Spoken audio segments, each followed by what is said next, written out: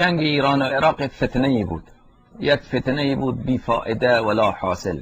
اول کار آقای خمینی و حکومت ایران اینقدر در عراق انگولک کردند و بیانیه صادر کردند، شیعیان عراق را به پاخیزی و به انقلاب دعوت کردند و اعلامی هم دادند که ما انقلاب خود را صادر میکنیم. و عربها، عربستان سعودی، کویت و امارات، خود صدام، مصر، همه اینها ترسیدند که واقعا عراق اکثریت شیعه هست، یک بار این به دست این حکومت از دست ما سقوط نکنه. و اینها هم تمام این دولت ها هم فحش میدادن تمام روز از حکومت ایران.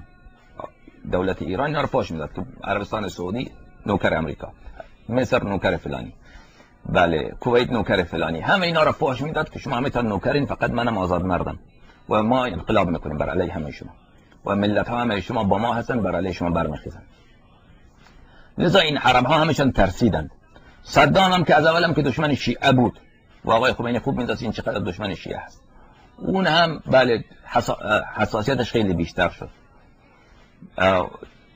و وقتی که دید که حکومت ایران علنا از شیعیان عراق میخواد که اینا با پا برخیزن، بله خود اون زمان شما اگر بخوانید آقای دعایی که حالا مسئول وزارت چیه، همین مؤسسه اطلاعات، روزنامه اطلاعات، اون زمان سفیر بود یا معاون سفیر بود در عراق. من در چند جا خواندم از مصاحبه ایشان یا از قول ایشان که گفت صدام ما را خواست و گفت که شما برید پیش آقای خمینی بگید که این کارا رو خاتمه ببخشه، هر چیزی که میخواد شرط میگذارد من حاضرم با ملاقات بکنم با ایشان.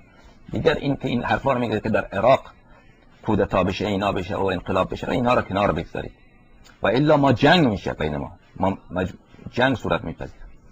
این آقای دعایی آمده بود پیش آقای خمینی، میگه من آمدم گریه کردم پیش آقای خمینی و گفتم که این حمله صورت میپذیره.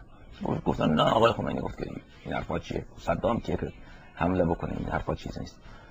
بله بعدش هم که